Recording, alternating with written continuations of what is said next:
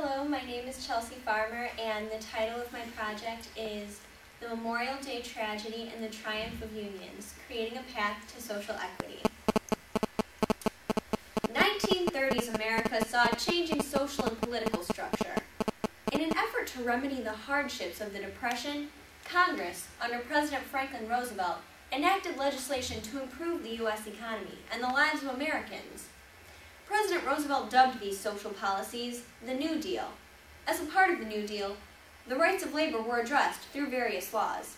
I'm Senator Robert LaFollette from Wisconsin. When we in Congress passed the National Labor Relations Act, or the Wagner Act, in 1935, workers were given the opportunity to be represented in a union, and employers were prohibited from engaging in unfair labor practices. Steelworkers were among the first to begin organizing and were spurred by the Committee for Industrial Organization, or the CIO, a group of unions who believed that the mass production industries should be organized on an industrial basis.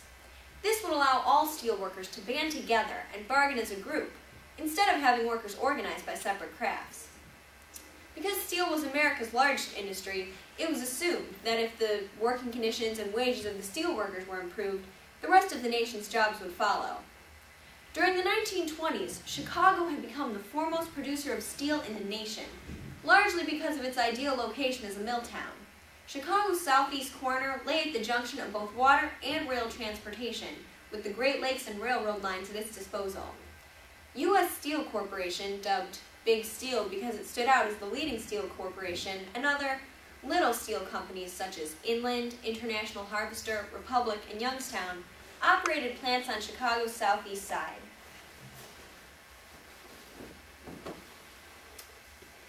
When you tell a guy you're from the south side of Chicago, you always identify yourself with one of the steel mills because the neighborhood you live in is determined by your job. Even by the 1930s, conditions in the mills were awful. 10, 15-hour workdays, lifting pieces of steel that weigh more than you do, 300 pounds some of them, with your arms aching and the sweat rolling off your back. And the worst part of it is, you know you're not ever going to escape, that you're going to be stuck here working this mill till you die. And if that wasn't enough, you live in fear of the foreman. I've seen supervisors fire guys just because they didn't like the color of their skin, or their accent, or their last name. But on March 1st, 1937, when I heard that the Steelworkers Organizing Committee, or SWOC, had gotten U.S. Steel to sign a union contract that established wages of $5 a day and an 8-hour workday, I really believe things had changed for us steelworkers. We all expected Little Steel to follow Big Steel's lead, but Little Steel refused to recognize the union and refused to sign a contract. I knew Tom Girdler, the chairman of the board at Republic Steel, where I work, was anti-union. He said that any discussion of unionization is futile and that he won't sign a contract with an irresponsible, racketeering, violent, communistic organization like the CIO. He thinks we only work in these mills because we have no drive. But as arrogant as Girdler is, none of us expected him to violate the new laws. Girdler and the other owners rake in the millions and refused to give us even a penny more. By May 1937, SWOC had decided to strike 3 of the little steel companies at once: Inland, Youngstown, and my plant, Republic. While the other companies closed down and prepared to wait out the strike, Republic refused to cease production. It's been tough, sacrificing a week's pay when I think of my family at home. But I also know that if things are ever going to get better for the working man, this is something I have to do.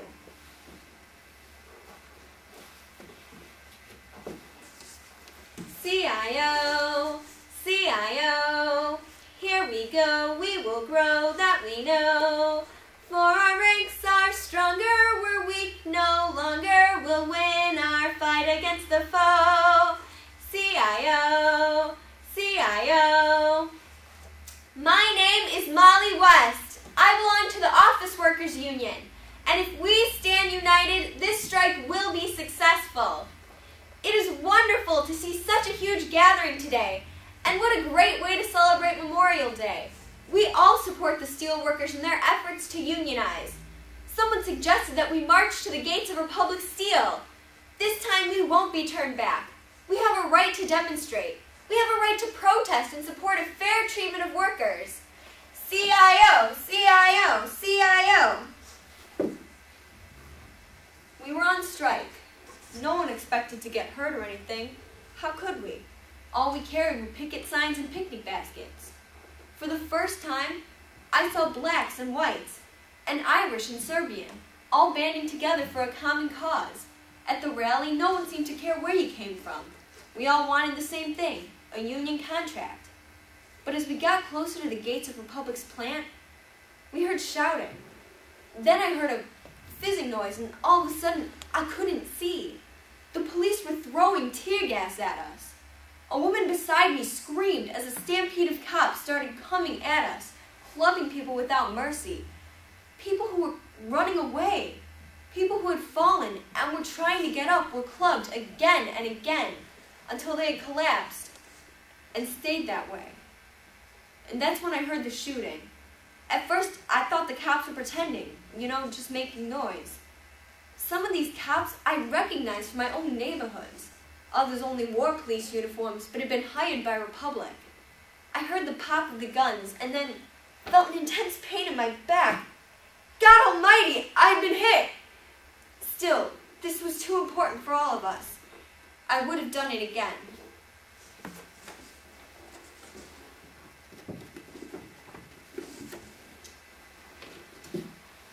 On Memorial Day, 1937, the Chicago police opened fire on men, women, and children as they attempted to protest in front of Republic Steel's gate.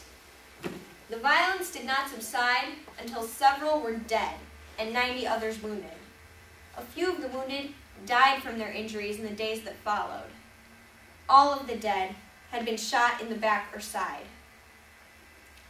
After the tragic events of that day, we in Congress immediately launched an investigative committee, which I headed.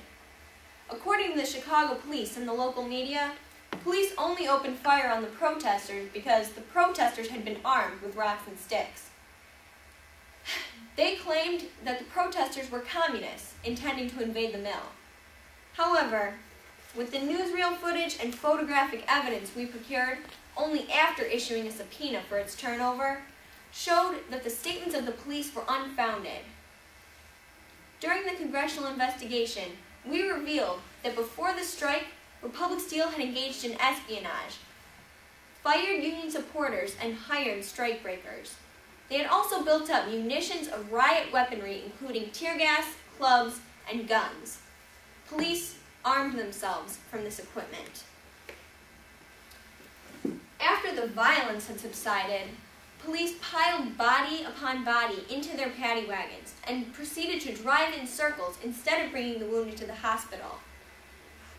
After the Congressional investigation, we concluded that the strikers had every right to picket peaceably in front of the mill gate and that the police, backed by Republic Steel, had recklessly attacked them. We never forgot those who died that day for the rights of labor, and since that time, some of us in Congress have continued to work to move our country towards social equality and to continue to preserve the right of labor to organize.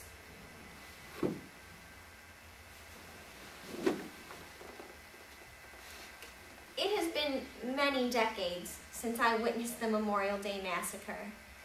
Today, I live in a beautiful high-rise overlooking the lake. But the only reason I am able to afford to live in such a lovely place is because of my union pension. After the Memorial Day Massacre, the Little Steel strike had to be called off, so the unions were not able to negotiate a contract with the mills at that time. However, as soon as people learned the truth about the tragedy, support for unions skyrocketed, and in 1942, Republic and the other Little Steel companies signed their first union contracts with the United Steelworkers of America. In the decades that followed, unions triumphed and became the source of dependability for the working class. We were able to get fair salaries and work hours, as well as benefits like health insurance. People of all races and ethnic backgrounds were able to come together for a shared cause in the unions. The growth of unions drastically improved the lives of workers nationwide and set the stage for the coming civil rights movement. Today, although unions are still very important, they are beginning to lose ground as many companies relocate overseas or streamline their workforce. Some steps have been taken to protect labor rights. We have workers' compensation laws, the Equal Employment Opportunity Commission, and state departments of labor to remedy mistreatment in the workplace. Tragically, many unions have had to relinquish benefits just to keep jobs, but unions are starting up in foreign nations as well. I know that unions are needed to protect the rights of labor, and I also know that the Memorial Day martyrs did not die in vain, and that their deaths serve as a warning of what can happen when employers have too much power and don't treat their workers fairly. Thank you.